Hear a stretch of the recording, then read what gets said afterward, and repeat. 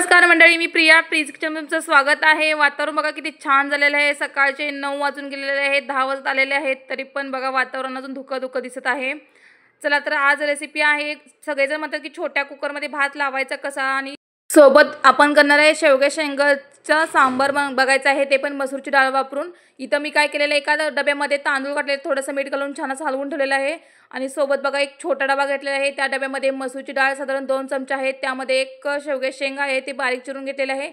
त्यानंतर थोडासा कांदा आणि टोमॅटो घातलेला आहे यामध्ये, आणि ते बघा असं ठेवलेलं आहे। आणि मस्त असा कुकर लावलेला आहे, आणि 3 शिट्ट्या देऊन कुकर घ्यायचे आहेत आपल्या, बघू शकता इथे। आणि एका कढईमध्ये तेल घेतलेले आहे, तेलामध्ये जिरे, मोहरी आणि सांबार मसाला आणि काश्मीरी लाल मिरची पावडर याची फोडणी दिलेली आहे मी।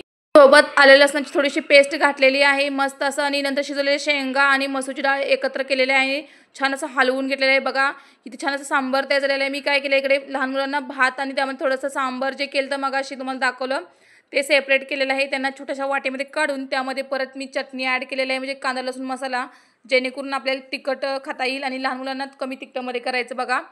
म्हणून मी काय केले, भातामध्येच त्यांचं सांबार ॲड करून ठेवलेलं आहे। असं आहे आमचं आजचं ताट।